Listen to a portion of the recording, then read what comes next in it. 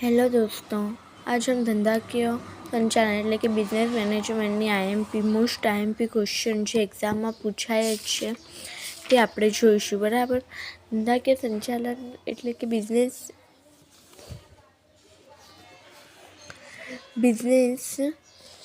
મેનેજમેન્ટની આઈએમપીમાં બહુ જ બધા ક્વેશ્ચન આમાં આપેલા છે. આ જે પેપર છે બહુ જ લેન્ધી હોય છે અને સાથે સાથે આમાં ક્વેશ્ચન પણ બહુ બધા છે, જેથી આઈએમપી કાઢવી એ ખૂબ જ અઘરું કામ છે. આમાં આપણે કશું કાઢીએ અને એક્ઝામમાં કશું આવે છે, પણ તો પણ મેં તમારા માટે મોસ્ટ આઈએમપી ક્વેશ્ચન નીકાળ્યા છે, જેને આવવાની ચાન્સીસ 90% તો છે જ. જે મેં આગળના 5 વર્ષના પેપરમાંથી કાઢેલા પ્રશ્નો છે. બરાબર. તો કે સંચાલનનો અર્થ અને તેના લક્ષણો. આ ક્વેશ્ચન તમારે વાંચી લેવાનું, જેથી સંચાલનને લાગતો કોઈ પણ ક્વેશ્ચન આવશે તમે એમાં લખી શકશો. એમકોમ લેવલે બુકનું બેઠું લખવું જરૂરી નથી. મેં તમને પહેલાં પણ કીધું હતું. કમ લેવલે થોડું તમે તમારું મનનું પણ લખી શકો છો, એમાં કોઈ પ્રોબ્લેમ નથી. તો કે સંચાલનનો અર્થ અને લક્ષણ એ તમારે યાદ કરવાનું છે. 14 માર્કમાં ધંધાની સમાજ અને જાહેર પ્રજા પ્રત્યેની જવાબદારી કે સમાજ પ્રત્યેની જવાબદારી એ 14 માર્કમાં ક્વેશ્ચન પૂછાયેલો છે. તમારે આ ક્વેશ્ચન એક યાદ કરવાનો રહેશે.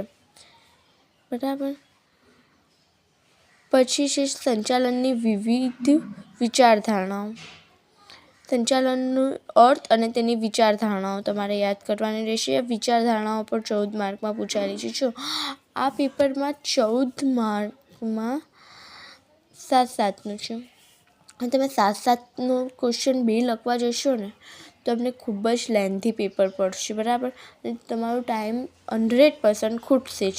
એટલે બને ત્યાં સુધી તમારે 14 માર્કનો પ્રશ્ન જ લખવાની કોશિશ કરવાની છે એક્ઝામમાં. બરાબર. 7-7નો પ્રશ્ન તમને આવડતો હોય અને 14 માર્કનો પ્રશ્ન તમને આવડતો હોય તો તમારે બને ત્યાં સુધી તમારે 14 માર્કનો પ્રશ્ન અટેન્ડ કરવાની જ કોશિશ કરવાની છે. કેમ કે 7-7માં તમારે ખૂબ જ ટાઈમ જશે અને પૂરતા માર્ક પણ તમને નહીં મળી શકે. પછી છે કે ધંધાકીય સમાજ જવાબદારી અર્થ અને વિવિધ હિત સમૂહ. એક આ ક્વેશ્ચન કરવાનું છે. એક આ ક્વેશ્ચન 3જા નંબરનો બીમાં 3જા નંબરનો છે, જે વિવિધ વિચારધારણાઓ છે તે કરવાનું રહેશે. એક અહીંયા નૈતિકતાનો અર્થ અને તેના સાધનો એટલે કે તેને અસર કરતા પરિબળો પૂછાય છે. બરાબર. 2 વખત 22માં અને 18માં અસર કરતા પરિબળો પૂછાઈ ગયા છે નૈતિકતાના. તમારે એ એક યાદ કરવાનું રહેશે. અને એક અહીંયા છે કે વ્યવસ્થા તંત્રની સંસ્કારમાં પરિવર્તન. બરાબર. એક આ પણ 2 વખત પૂછાયેલો પ્રશ્ન છે, 7-7 માર્કનો છે. એ તમારે યાદ કરવાનો રહેશે. બરાબર. પહેલાંમાંથી તમારે આટલા ક્વેશ્ચન યાદ કરવાના રહેશે. હવે છે કે બીજો પ્રશ્ન. પહેલો અને બીજો તો ખૂબ જ મોટો છે. એમાં તો આઈએમપી હું નીકાળીશ, છતાંય પણ તકલીફ તો રહેવાની થોડીક. એકાદો પ્રશ્ન આવી પણ જાય. એ કે વ્યૂહ રચનાનું અમલીકરણ, સ્વરૂપ અને અવરોધ. આ ક્વેશ્ચન તમારે યાદ કરવાનું રહેશે. એક છે આ 7S મોડલ. વ્યૂહરચનાના અમલ અંગે 7S મોડલ અને વ્યૂહરચનાના અમલીકરણમાં સ્વરૂપ અને અવરોધ. બરાબર. કે 2 ક્વેશ્ચન તમારે યાદ કરવાના રહેશે. એક આ 14 માર્કમાં પરિવર્તનનો વિરોધ. 14 માર્કમાં પૂછાયેલું છે, તમારે એ યાદ કરવાનું રહેશે કે પરિવર્તનનો વિરોધ. એ 24માં પણ પૂછાયો હતો, 22માં પણ પૂછાયો હતો. પરિવર્તનનો અર્થ અને લક્ષણો પણ 19માં પૂછાયા હતા. એટલે કે પરિવર્તનનો અર્થ કરી નાખવાનો, પરિવર્તનનો વિરોધ કરી નાખવાનો. જો હું તમને કહું કે આ અલગ અલગ પોઈન્ટ છે. બરાબર. હવે આમાંથી એક પોઈન્ટમાંથી આમાંથી તમારે કરવા હોય ને તો 9 કરી નાખવાનો. એક તો પૂછાવાનું જ છે. 9માંથી એક તો આવશે જ. એટલે નીકળી જવાય આપણે. કોઈ બી એક આખું તમે કરી નાખો ને એટલે તમે નીકળી જાઓ. વ્યૂહરચનામાં કોઈ પણ એક આ વ્યૂહરચનાના તમે 4 પોઈન્ટ્સ તમારે કરી નાખવાના. એમાંથી એક તો પૂછાવાનો જ છે. આપણને નથી ખબર કે કયો એક પૂછાવાનો છે, પણ એક તો પૂછાવાનો છે. તો એક આમાંથી નીકળી જાય. તમે 4 કરેલા હોય ને તો એક નીકળી જાય, એટલે પછી આપણને વાંધો ન આવે. ખબર પડી? આમાં મેં એક વ્યૂહરચનાવાળો આપેલો છે, એક પરિવર્તનનો વિરોધ 14 માર્કમાં પૂછાયેલો છે, એક એ આપેલું છે, એક સોંપણીના માર્ગદર્શન સિદ્ધાંત. સોંપણીનું માર્ગદર્શન સિદ્ધાંત કરવું એ છે. એક વ્યૂહરચના અમલીકરણનું સ્વરૂપ અને અવરોધ એ 2024-19માં પૂછાયેલું છે. એક વ્યૂહરચનાના આયોજન વચ્ચે તફાવત એ 21માં પૂછાયેલો છે. અર્થ તો બધાના તમારે જોઈ જ લેવાના એક ફેર, બરાબર. અને તમારે જો એક ક્વેશ્ચન પણ જોતું હોય તો તમારે શું કરવાનું કે આ 4 કરી નાખવામાં, એમાંથી એક પૂછાવાનું જ છે, બરાબર. એ પ્રમાણે તૈયારી કરવાની. હવે છે કે ત્રીજામાં આ 3 ક્વેશ્ચન કરી નાખવાના છે. ત્રીજામાં જે છે પહેલો પોઈન્ટ, બીજો પોઈન્ટ, ત્રીજો પોઈન્ટ અને ચોથો પોઈન્ટ, એમાંથી એક ક્વેશ્ચન તો આવવાનો જ છે. જો 2018માં બી હતો, એમાંથી 2019માં બી છે, 2021માં બી છે, 2024માં બી છે, 2022માં બી છે, બરાબર. 14 માર્કમાં એક XYની થિયરી, એક માર્શલનો સિદ્ધાંત અને એક પ્રોફેસર હમ્બલનો સિદ્ધાંત.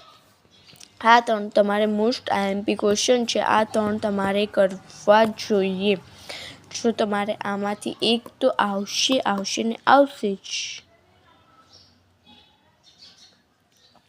ત્યારબાદ છે નેતૃત્વની 4 શૈલીઓ. આ પણ 3 ફેરી એક્ઝામમાં પૂછાયેલો છે, એટલે આ પણ તમારે કરવું જોઈએ. પછી એક જૂથમાંથી એક પ્રશ્ન આવે છે, એટલે કે ટીમના પ્રકારો અથવા જરૂરિયાતો કોઈ બી એક જૂથનો આવશે, બરાબર. તમારે જૂથનું અર્થ વાંચી જવાનું અને એનું થોડીક વસ્તુ વાંચી જવાની, એટલે તમને આ ઇઝી જ છે. જૂથ એટલે ટીમ આપણને ખબર જ છે. તેના પ્રકારો છે, તેની જરૂરિયાતો છે, એ વાંચી જવાનું, એટલે એમાંથી એક થઈ જશે.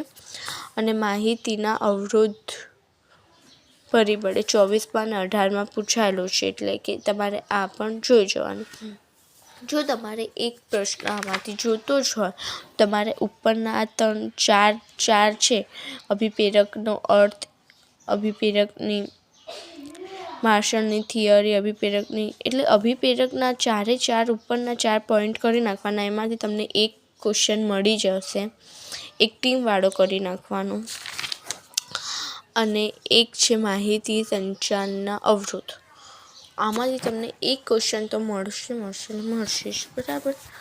હવે છે અસરકારક અંકુશ. અસરકારક અંકુશમાં અંકુશનો અર્થ, પ્રક્રિયા અને અંકુશ માટેના માર્ગદર્શન સિદ્ધાંત. આ બેમાંથી એક ક્વેશ્ચન આવવાનો જ છે.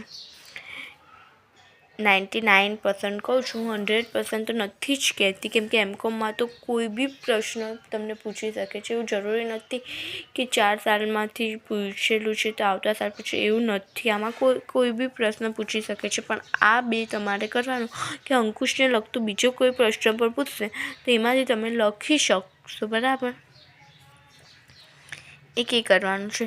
એક MIS વાળું કરવાનું છે. આમાં એક ક્વેશ્ચન છે, બરાબર. હા, તો બહુ ક્વેશ્ચન નથી, બસ. એક આ ક્રિયાત્મક પદ્ધતિનો ખ્યાલ કરી શકો છો તમે.